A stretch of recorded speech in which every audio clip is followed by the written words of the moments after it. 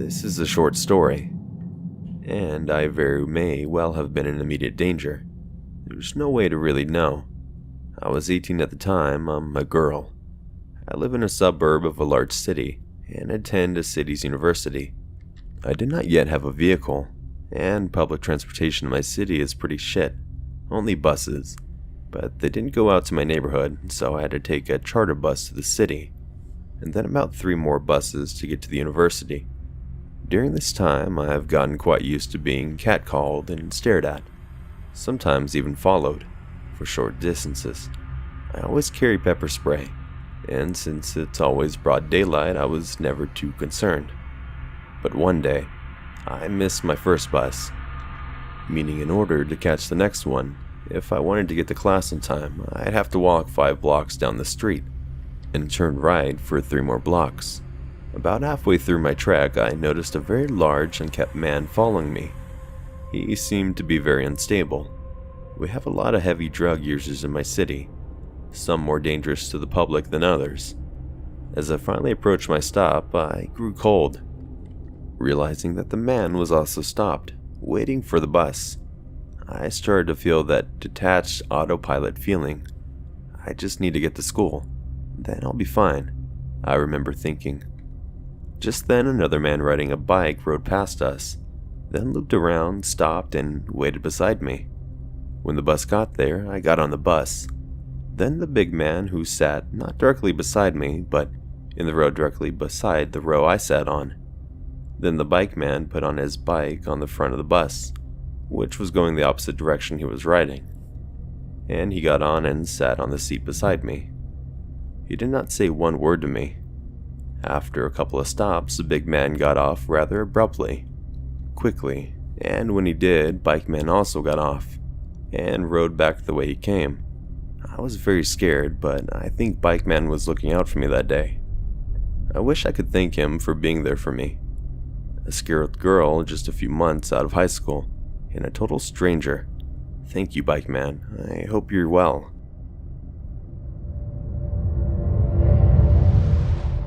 First time posting on this subreddit. I am a short, medium-sized girl. One day, around the time I was 8 months pregnant, I made a trip out to Target to buy some things. I'm a very cautious person, constantly looking at my surroundings with mild paranoia, mostly inherited from my mom, who raised 3 kids on her own, so she was always on guard. I got out of my new car, which I parked a little far from the store entrance, for 2 reasons. I didn't want to get any dents from other drivers, and I tried to get as much exercise as I could since I was pregnant. As I'm walking, I notice a huge red truck with 3 men inside with the windows down. I assumed they were waiting for someone inside the store, but something creeped up my neck when I made eye contact with the driver. I turned quickly away and immediately began to feel self-conscious. A small girl visibly pregnant, I suddenly felt so vulnerable. Up until that point, my pregnancy was smooth and never made me feel like a target. Once I finally got into the store, I felt more relaxed and went about my shopping. When I left the store and noticed the truck was still there, I put my bag in the trunk and got in my car quickly, turned it on, and drove away. I noticed in my rearview mirror that the truck was also taking off with only the same 3 men inside it. My heart sank. I realized they weren't waiting for anyone inside the store. I got in the lane that can only make a left turn, and they were in a lane that can only go straight, a few cars behind me. I thought, great, we're not going in the same direction. I was just being paranoid. As I passed the light turning, I see the red truck switch into the lane I was in to turn left. I sped up to catch the next light turning yellow to put as much distance between them and me. I drove a little faster than usual, but as I realized, even if I made it home, they could still follow me there, and I would be going to an empty house. So instead, I drove past my street to a shopping center that had a Starbucks. The drive-thru wraps around the building so you aren't visible to the main road I was driving in. I was getting into the drive-thru and noticed the red truck going on a road I just left. They drive past the Starbucks and I think, good. As I'm still in the drive-thru, I see the truck pass by again in the opposite direction, almost as if they were looking for me. I wait in the drive-thru for other cars to leave. At this time, I call my sister and tell her I'm heading to her place. I didn't want to go home, and my boyfriend wouldn't be home for several hours. As I'm driving to my sister's house, which is 25 minutes away, my mind just begins to wonder if they had caught up to me or what could have happened if those men were following me. Any danger that could have happened to me or my baby made me so paranoid I didn't leave my house for the remainder of my pregnancy. I was shaking by the time I got to my sister's. I told her all the details I could remember. To the two men in that red truck, I've never seen you since, and let's not meet.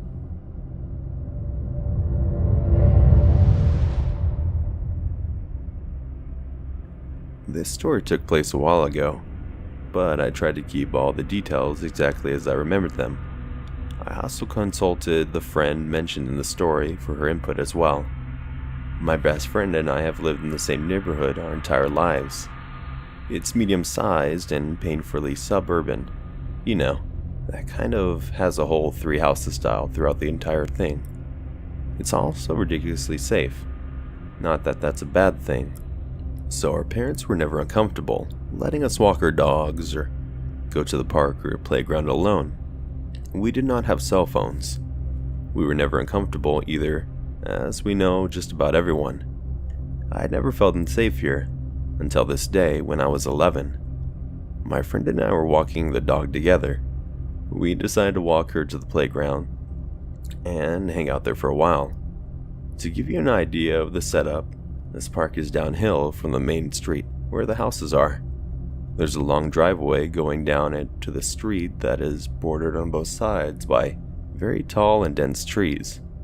Once you get down this driveway, more like a street, there's a small parking lot, tennis courts and basketball court, and a playground. Behind the playground is a small section of woods that is a lot denser than it looks. It's easy to get lost in there if you don't already know your way through, which my friend and I do. Anyway, this park is surrounded by trees on all sides, and the only notable entrance is the long driveway, making it actually very isolated from the surrounding houses. Usually no one ever uses this small parking lot, but on this day, there was a beat-up red pickup truck. It was strange, but something about the truck immediately made the hair on the back of my neck stand up. I just did not trust it. Before I could say anything to my friend, who later said she did not feel anything strange at first, a man's voice called out to us from the passenger side window. It was deep, gruff, and oddly slurred. He tried to call us over, and his friend, the driver, also joined in. They said they wanted directions, and could we, pretty young girls, help them out. My friend started to walk over, and as she did, the first man got out of the truck.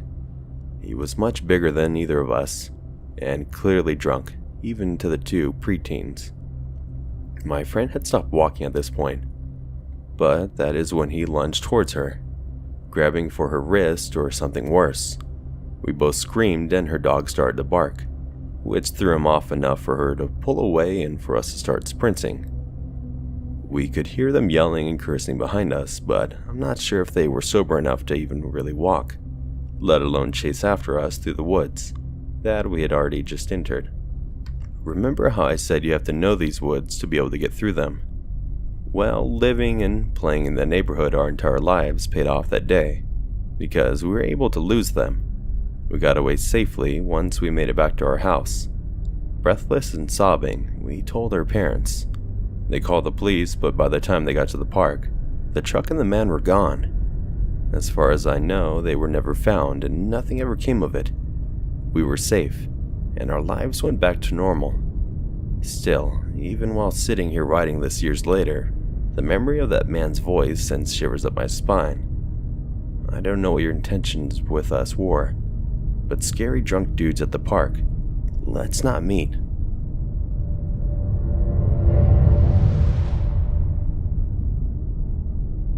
This is the story of 3 disturbing encounters with the same man. Let's not make it 4. I was 15 years old at the time and out to a weekend afternoon movie with my friend. We were really early, so we decided to take a look around a nearby toy store to kill some time before the previews began. I was strolling absent-mindedly down an aisle by myself, looking at toys I felt far too old for, when I heard an odd whistle. If you've ever heard the iPhone notification chime, then you have an idea of the sound I heard. I thought nothing of it. Maybe it was someone's phone, and moved through the aisles, eventually meeting up with my friend. We walked around a bit more, talking and laughing, and I heard that whistle once again. Being preoccupied with my conversation more than anything, I still didn't pay it any mind. On our way out of the store, I heard the whistle for a third time, but much closer, practically right over my shoulder, and I whipped around mid-sentence. A man stood there, grinning from ear to ear in a strangely sinister way. The smile didn't fully reach his eyes. He was a bit on the small side, scraggly with long hair tied back in a ponytail. He had on a tattered black t-shirt which hung loosely off his thin frame and a bulging black drawstring backpack. "Hi," he said, stretching his lips even wider around his contrastingly bright white teeth. As a teenage girl, I was no stranger to the attention of older men, but something about his persona and approach set me on edge. Still, I was taught to be polite. "Hi," I responded tentatively, taking a step backwards and away from his intense stare. "I've noticed you around the store and thought I could get your opinion on something." He unfurls a crumpled, stained copy of the toy store's weekly ad and pointedly stabs at the Barbie doll selection with his index finger. "See, I'm looking for the perfect doll for my niece, and I just have no idea which one to pick. What do you think?" He looks up and smiles, but his eyes are dark pools of nothingness, devoid of any real interest. "This one is nice," I say, pointing to a doll at random, hardly looking at the ad. "Wow, thank you. I really appreciate that. Hey, has anyone ever told you how pretty you are? You must go to the gym often. What gym do you go to?" Taken aback by his abrupt stream of rehearsed-sounding pickup lines, I say thank you and force a laugh. I'm young and so is my friend. Our inexperience and his strange approach keeps us frozen in place. His eyes bore only into mine, and his grin, wider still and deeply disconcerting, never fades from his face. "Hey, do you want to be friends? I'd like very much to be friends with you. You know what friends do? They take pictures together. Let's take a picture together, since we're friends." He holds up a red flip phone with the front cover held together by a rubber band. He activates the front-facing camera, and before I can say anything, he leans into me, face uncomfortably close, and snaps a picture. He looks at it briefly, smiles, and pockets his phone. "There, now we're friends," he says matter-of-factly, and turns his gaze back to me appraisingly. Stupidly, in a horrified daze, I nod. "So, where are you from? Where are you going after this? What do you like to do?" My friend puts her hand on my arm, and I suddenly break from my stupor. "We have to go. My dad's waiting," I say, and we turn to go. My last, but not final, glimpse of him is with his head cocked to the side and that wide smile spread across his face. His eyes now flicker with something I can only recall as amusement. We turn our backs, and as soon as we get far enough away, we run. Fast forward to a year and a half later, I'm in my junior year of high school and on the early morning city bus heading to my first class of the day. The bus is packed and I squeeze my way to the back, reaching out a hand to grab the pole as the bus brakes sharply. I hear a whistle close to my ear. When I hear it again, I adjust my earbuds in my ears. Why isn't that person answering their phone? A hand closes right above mine on the pole. It's too close and our fingers brush, but the person holds their hand there almost intentionally. I move my hand and glance up and into the broad smile of the creepy man from the toy store. Cold chills shoot through my spine and I grip the pole even harder until my knuckles turn white. He tilts his head, still smiling his toothy grin, and says, "Hi, friend." The bus is so jam-packed that there's nowhere else for me to go, so I turn my body as far away from him as possible, hoping that playing dumb will work in my favor and he would go away. He leans closer still and says, "Hi, do you remember me?" I shake my head no and lean as far away as I can in the tight space. He frowns and looks suddenly angry. "No, I know you. We met before. We're friends." I shake my head again, looking down, pretending to be engrossed in my music player. Maybe if he didn't get a full look at my face, he might think he had me confused with someone else. "No, I have your picture," he says and reaches into his drawstring bag, pulling out his red flip phone held together by frayed rubber bands. All the while I'm thinking, if he sees me get off at the stop to my school, he'll know where I am every day and can find me easily, but if I get off at a random stop before my school, he could get off with me and I'll have nowhere else to go. He's still scrolling through his phone, and I'm imagining all the other girls' pictures he might have on there when he asks, "So, what school do you go to?" I think about saying mind your own business, but remember his angry frown from before and give him the name of another school. It doesn't really make sense because this bus only goes past one high school and not the one I told him, but he nods at this and says, "Hold on, I have your picture somewhere here. We're friends." The bus pulls up to my high school and there's nothing else I can do but to get off. While he's still preoccupied with his phone, I lose myself in the crowd and run all the way to the school. I'm shivering when I get to my first period classroom and I can hear the blood rushing in my ears. I ask my boyfriend to take the bus with me every morning for the next few weeks, and I change up my route going to and from, but I don't see him again until 2 years later, and I am a sophomore in college. I am taking the bus home alone after a late night out with friends when I hear a weird whistle. Enough time has passed that I don't feel much alarm and exit the bus at my stop. It is completely dark out and I am one of the 2 people who get off. Then, from behind me, I hear, "Hello there, do you remember me?"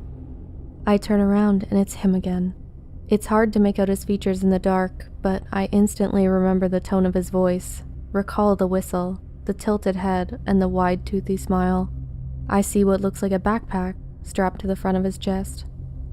"No," I say, and start walking faster, heart racing, wondering how fast I can run in these flip-flops. I hear him picking up speed behind me, and I dare to glance back. I glimpse him starting to run at me, his hands in his backpack, digging around for something that I don't want to know. He is angry now, smile gone, and he shouts at me, "So you want to be that way?" I start running and don't stop until I get home. So, to the whistling man with the backpack, no, I do not want to be your friend. Let's not meet again.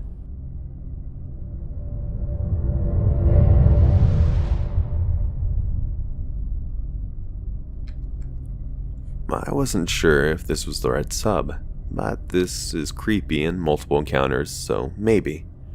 I grew up an only child and pretty introverted, 26 now and haven't changed, so I didn't have many friends. I had a few younger cousins that lived nearby and would stop by my aunt's house most weekends. She was a troubled lady, alcoholic, but trying her best. I had 3 cousins, S, female and 21 at the time, A, male and 4 years old, and D, male and 1 year old. I was about 13 at the time. My aunt met a man, and we'll call him J. He had moved in and was the perfect type for the family man. He even had a daughter himself who was 15. Me and her became inseparable. So Jay was a brilliant uncle. He made time for all of us kids. Bought trampolines for the garden when the house got cramped. He bought a caravan in the back garden for me and his daughter to sleep in at weekends. Bought us a computer, all the games we could want to play, cake for breakfast, the type of things you dream of as an awkward teen. Your own space and someone that gets it. So some weekends his daughter would come over, but I still would go home and life was hectic for me, and it was a safe place. I'd watch films with him and my aunt. With hindsight, the next bits I now see as creepy. Back then, it seemed innocent to me. My aunt would pass out, and he'd stay up asking about boys, and he'd rub my feet and tickle them. As time passed, my aunt's drinking got worse, and she went on benders. Jay started to buy me and his daughter cheap alcoholic pops to have in the caravan, and he'd start coming and drinking with us. We continued going to the caravan for years. I think the time I went, I must have been 17-ish. I remember once me and his daughter had a few too many, and went on the trampoline in the middle of the night, just in our underwear, and weirdly he appeared in the garden. A few years ago, my aunt passed away, and he got the house. At this point, I'd had my own child, and he really wanted to meet her. We took her around all good, right? Well, a week later, his daughter rang me. He had been caught with CP on his computer and his laptop. He'd been speaking to young girls pretending to be someone else and getting pictures for them. I don't even know where. I look back and this guy was a massive part of my life. But now everything is just so creepy. Supplying us with alcohol, rubbing our feet, getting us a computer with a webcam. Wouldn't doubt he was watching us, apparently during our drunken escapade, etc. Sorry if it was long and if this isn't the right sub. I just never really got the ick factor away from this, and he ruined a lot of childhood memories.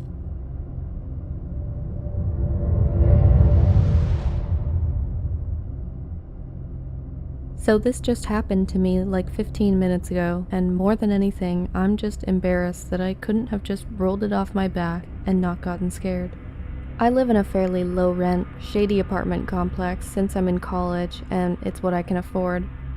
Obviously, we're all social distancing for COVID-19 right now, but I really wanted to try and get just a little more sunlight to help keep my sanity from being home all day, every day. So I went out of my apartment and sat on a bench near the bus stop, just to sit for a little while.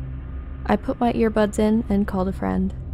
In my peripheral vision, I could see people standing outside their doors to have cigarettes and a lady walking her dog, but we were all at the very least like 40 feet away from each other, so no one seemed worried. A couple were talking outside their door, and for a moment I thought they were looking at me. I figured I was just being paranoid though, until the woman started walking my direction. As she was walking, I was keeping an eye on it, but trying to keep acting like I hadn't noticed.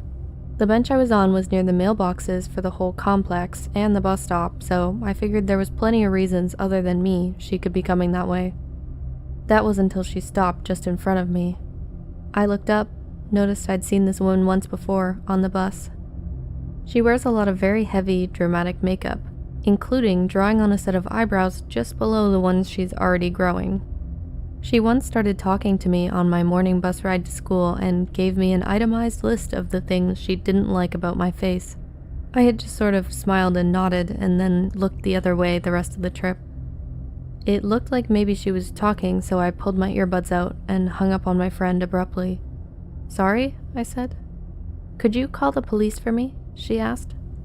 "Oh, okay," I said, picking up my phone. "Actually, never mind," she said quickly. She looked nervous. "Are you sure?" "Yeah, could I have $1?" I told her I didn't have any change and apologized. "Oh, okay. Actually, could you call the police for me?" "Yes," I said again, unlocking my phone. "Wait, actually, it's fine," she said, now smiling at me. Now, when she said it the first time, my brain at first thought, she's not visibly injured, maybe she's in trouble. Had she been fighting with that man I saw her with before? Was she in danger? Was she being so casual with me because she needed help but didn't want to alert someone that she was trying to get it? I looked her in the eyes and said, "Are you sure? I really can call someone if you need it." She said, "No, it's fine." Now, some important context about me is that I have some history with trauma. I don't really want to elaborate too much, but the short of it is that I'm left with a lot of fear of people touching me or violating my personal space. Because some things from when I was growing up, my body now has basically the worst response when someone violates my boundaries, which is to go very limp and let the other person do whatever they want to me in hopes that if I don't struggle, they won't hurt me as much. It's basically the worst response I could have, but it's very hard to reprogram my body. Due to my mental health issues, I've also spent significant periods of my life in psychiatric hospitals for treatment. I've met a lot of different people with different issues in the hospital, so I have a bit of a sense for when someone might not be all there mentally. The longer I talked to this woman, the more of a sense I got that she was perhaps not totally in her right mind. Now, in the hospital, I've had similar experiences where someone who wasn't fully lucid cornered me and I got trapped into a potentially not safe situation. This is all made worse by my inability to A, get people to just leave me alone, and B, protect my physical space when my body's been triggered into fight or flight. In the hospital when this happens, the hope is that the staff notice and help me get away, with mixed results, as a lot of things go on in hospitals that staff end up either unaware of or not noticing until it's too late, but that's a different story. So at that moment, my body decided it was time to fuck me over. I started to realize that this woman was getting closer and closer to me and probably not totally well in the head. My body started pumping adrenaline, which made my hands and legs start to feel weak. I felt like I couldn't get enough breath, and my head started to go a little fuzzy. The woman positioned herself to sit down next to me, and I started to try and get up. "Hey, do you want to go walk to the store with me?" she said. I stood up. "Oh, sorry, I can't. I have to take my friend to, somewhere." I realized I couldn't think of a lie fast enough. My brain wasn't cooperating. "He's, been texting me all day, and I'm sorry." "Okay," she said, now standing next to me. I started to walk from the bench back over to my building. My legs were feeling pretty wobbly, but I tried to walk as casually as possible. Behind me, I could hear her following. She wasn't moving too fast. I thought maybe she thought I wouldn't notice. Still, I tried not to seem scared, not that my legs would have been able to run anyway. I got into my building about 60 seconds before her, and she was still definitely following. I kept thinking, I just need to get into my apartment and lock the door before she sees which one is mine. My apartment is on the second floor, but it's a short flight of stairs, and you can see my apartment door from the bottom where the main door to the building is. I tried to run up them, but my head was swimming and my legs weren't cooperating. It's like that feeling when you're half awake and you try to move your limbs and they sort of do what you tell them to, but not really. Like they feel sort of far away from you and only semi under your control. I made it up the stairs, and luckily I had left my door unlocked. I got in and closed it behind me, just as I heard her opening the main door to the building below me. I locked all 3 locks on my door and went over to the window to see if I could see her. She wasn't visible from the window, which meant she was still in my building. I texted my dad and asked him if he thought I still ought to call the police. He told me I should. I went into my bedroom and called 911. Now the windows in my bedroom show the other side of the building and the back door. The operator asked for a description and if I knew where she was now. I told her I couldn't see her out my front window, so I thought she was still in the building. Then suddenly I saw her walk out and just stand below my window. The 911 operator said she'd send a few officers and to call them back if she left. I backed away from the window a bit. I was worried she'd see me looking at her and then know which unit I was in. She looked around her for a little bit and then just slowly started wandering away towards a different building. Within about 5 minutes, 3 cop cars, must have been a slow day, rolled in and stopped behind my apartment. They noticed her standing over by the other building, looking like she might try to talk to the woman walking her dog. 2 of the officers parked and went to talk to her while the 3rd drove off. I watched as they talked to her for a while, and then eventually the man I'd seen her talking to at the start came out of a different building than they'd been standing in front of before and seemed to coax her in. The officers let her go and talked to the woman with the dog for a moment, then drove away. I think probably they decided she has mental health issues but wasn't actively a threat to anyone, so they let it be, which is okay by me. I know that some people deal with chronic issues and can be a little alarming to the people in their community, but most of the time don't actually pose much of a threat. Now I'm just sitting here, feeling like an overdramatic fool and wanting to regain full control of my limbs and for my heart rate to go down. But lady with 4 eyebrows, I'd really like us to stop meeting.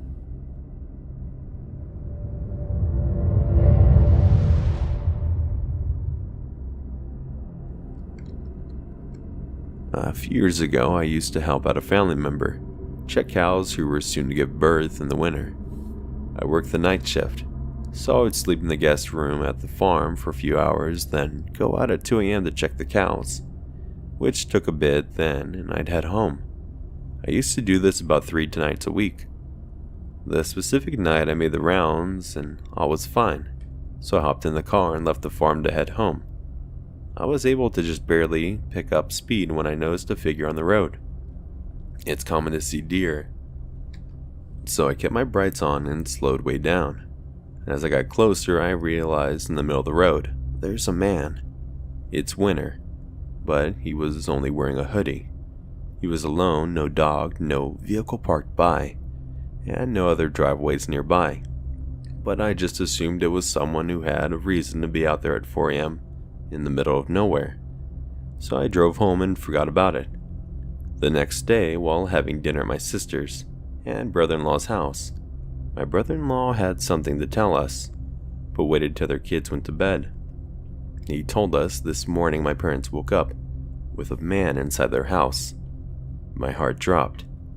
The farmer, who was my brother-in-law's dad, woke up only to find a stranger wearing a gray hoodie, sitting at his kitchen table. He had walked right through the front door that used to always stay unlocked. Assuming the stranger walked straight to the farmhouse after I drove by, he would have been in their home undetected for almost 3 hours. Thank God the stranger was not there to harm. Rather, he was confused. He couldn't remember anything about himself or how he got there. It was as if a bad trip had led him to walk out in the middle of winter for miles, with no coat and only one shoe on. Feeling uncomfortable, yet realizing the stranger was not a threat, the farmer brought him to the nearest gas station in town, where the stranger had a friend come pick him up. Now, the farmer and his wife always locked their doors.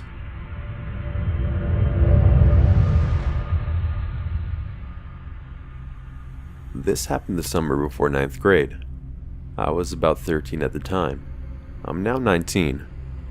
I was in Italy for a choir trip. To give some context to my mental state at the time, I have social anxiety and was having a really hard time, as I had no friends in the choir. I basically wanted to go home from the moment I got on the plane. Anyway, we're in Rome, and had boarded a tram to get to a restaurant for dinner. I was standing facing a window. At some point, a man came up behind me. I didn't really pay any attention, as obviously we were on a crowded tram. I never actually saw the man's face, just his legs and torso. Everything was normal for a couple of minutes. Then I felt them press into my lower back area. I didn't think much of it at first, as I was pretty naive and just assumed it was an accident. I moved closer to the window. That's when he moved with me and continued pressing his crotch area onto me. At this point, I realized this was not normal and started feeling kind of concerned. As I said though, I have social anxiety and hate confrontation, especially at that age. Luckily, an older group of girls that were also in the choir noticed what was happening and beckoned me over to join them. I managed to get away from the guy and hurried over to join them. They asked me if I was okay, and I realized what he had been doing. I basically told them I was fine, and one of the girls told me he had done the same thing to her. I just kind of brushed it off since I totally felt safe being away from the guy. Once we got off the tram, the other girls told the chaperones what was happening. Nothing ever came of it though. Thinking back on this event now, I'm even more weirded out than I was at the time. I was 13, and definitely looked it. There's no way this guy thought I was of age. It sickens me that someone would go after a vulnerable child, standing alone like that. I'm so thankful those girls noticed what was going on, and got me away from this total creep.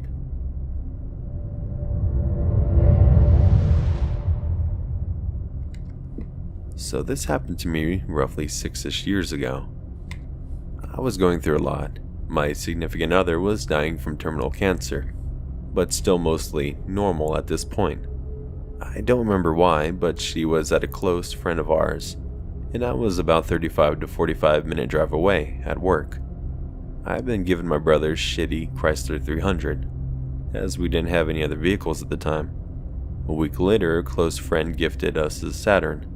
They thought it would get us through a few months before it died. It lasted me 4 years totally irrelevant. Anyway, after work, off at midnight, I started to drive up. I got within 4 to 5 minutes from the house, and my car died at an intersection at nearly 1 a.m. So a couple of guys in a Jeep helped me push it, and another guy in a pickup joins in. All three started asking if I'm okay, do I need a ride anywhere, etc. I somehow learned that the two guys were stoners, and the other one was a pastor. It's been so long I don't really remember why I found this out, but I was fresh out of Bible college by a few years, and a newly atheist. I remember the pastor had a name tag or introduced himself as pastor, so and so, but I can't remember how the guys gave away that they're stoner status. The pastor was very concerned for my safety. When I stated I had let them take me to my friends, he asked me 3 times if I was sure, alone and away from them, making it clear he didn't trust my judgment. And I was totally fine, rational, right? So I get in these dudes' Jeep and I'm immediately like, thanks for the help. Want to smoke? I got some green as a thank you. And they told me their apartment was right around the corner. We could smoke there. At this point, no creeper vibes, just friendly stoner vibes. Turns out they're twins, from my hometown, 45 minutes away. They likely knew my brother, as they definitely had friends in common, and they'd gained mild popularity in the late 90s as skaters. We hit their apartment and I smoke a bowl before heading out to drop me off. The entire time my significant other knew what was going on, and was pretty okay with it. She was a huge stoner, so she thought it was kinda cool, actually. On the way to my friends, they said they needed to stop for gas. Cool, no biggie. We get it and start down to my friends. They've been talking non-stop the whole time about their career. Clearly their claim to fame, and since I recognized them, they just kept going on. And one of them suddenly burst out something about how now they need to deal coke. The second brother stops dead quiet, and suddenly things are super awkward. Earlier they offered me some, but had no qualms when I potentially declined, though they made the obligatory joke about my being a cop. The vibes turned super scary suddenly. The quieter brother is going on now about how the talkative one always does this shit, and opens his mouth, and I could be a fucking cop, and are you a fucking cop? Suddenly their attention is back on me, and I'm just so afraid I'll say the wrong thing. I assure them in what I hope is a super nonchalant manner that I'm not a cop, and I don't care about what they do, just not my thing, and I wait. Brother Talker immediately takes up my side, because he's in trouble for blurting, while Brother Quiet stares me in the rearview mirror. We pull up to the house and the doors are still locked. He reiterates his question, and keeps staring, again. I smiled, trying to be cool and not seem like a fucking cop, but honestly, I was probably hella suspicious. He finally lets me go. I rush inside.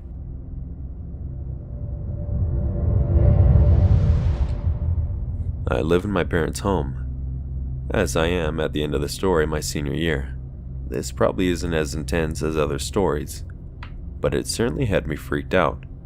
This story happened about 4 days ago. My family lives on a farm, so we have a large amount of land, and we're straight off the state road with a horseshoe-shaped driveway. We have a dump trailer that sits in our yard, just because we don't have anywhere else to put it. Due to this whole self-quarantine thing, I'm home with my younger brother. I hear honking outside, and out the window, I can see a white vehicle. As I'm sitting there and the vehicle is just honking, as if they're waiting for someone to come out. This made me very uncomfortable. The fact someone decided to sit there and honk and didn't want to even go out to look for fear of possibly being seen. But of course, younger siblings, being as they are, was quite obvious to how creepy this actually was, and decided to walk out the front door in plain sight of the stranger in the vehicle. Me not feeling safe was just sitting there and letting my younger brother talk to the stranger, who were sitting in our driveway. Finally I got up to talk to them. I was very uncomfortable with it all. Not in a way that was, I don't want to get sick, and more of a, there's a stranger who's honking their horn at my door. In some hindsight, you could say this might have been a whole virus in some regards, but other factors do play in. There were 2 men in this white truck, and one who spoke to me was in the passenger seat. The driver seemed quite nervous. Every time I refused to give them any information, he ended up starting the vehicle, and his friend had kept on insisting to keep talking, which led him in the cycle of turning the truck on and off again. The first time I take note of this guy had a very heavy accent, which I still can't pin. The best guesstimation I have is something European. He's asking about the dumb trailer in my yard, if it's for sale, which I say no, it's not. He asks if someone else is home that he could talk to. I didn't hear exactly who he wanted since his friend had turned on the engine again. My best guess is either a husband or my father. As he kept talking about, tell him, have him call. Well, I'm not married and my father was at work, so I said no. And if he really wanted to see someone, he'd have to come back at a later time. Then he insisted on giving his number, still refusing to leave the vehicle. While I say no, there's no point in getting his number, the trailer isn't for sale, and anyone in my household would echo the exact same thing. But he insists. I get a paper and something to write down his number. He asked me to come close to write it down his number, where I noticed the next thing, his number. His area code was a Massachusetts number. We were in Pennsylvania. Now he has me get close right up to the window, which completely throws the whole distance thing out. They just didn't want to get out of the vehicle, which is what really made me uncomfortable. I was too afraid to go back in my house. I didn't truly want to irritate these people and turn back by refusing, so I just followed what they asked to get them the hell out of my driveway, ASAP. I told my parents all this once they'd gotten home, gave them the number, which they didn't call because it all seemed too suspicious. My dad decided to pull out a gun for me to keep nearby just in case someone broke in the house. As my father said, when I told him why they said they stopped, if that trailer was for sale, there would be a for sale sign.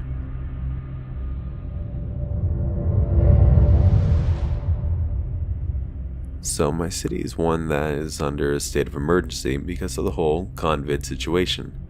The streets are fairly dead, especially this late at night. I live on a pretty busy street too. I was taking my dog out to pee around 4:30 a.m. Our backyard isn't fenced, so I basically take her out on a walk around the house. And when I get to the driveway, I saw a man on the other side of the road, just standing there, facing my direction. He was wearing all black with a hoodie and hood up, because that's the creepiest thing you can do, of course, right? Anyways, I brushed it off and I just want my dog to pee quick so I can go inside. I figured if I keep an eye on him, I'll be fine. My dog is super reactive and she didn't notice him. She was too busy sniffing out the pee when the guy starts snapping, like over and over, snapping his fingers. Thankfully, my dog was still preoccupied, but I wasn't about to wait for this weirdo to pull anything else. So I turn around and walk back up my driveway. He's still snapping, but now I swear I hear him walking. I wasn't about to turn around and find out. I just booked it up the back steps and into the house. I told my roommate, and we're both pretty freaked out, and started checking out all the windows. He was nowhere to be found. But my dog has been on guard since coming inside. She's running from the front door to the back door. If I ever get snapped at again, I'm moving out.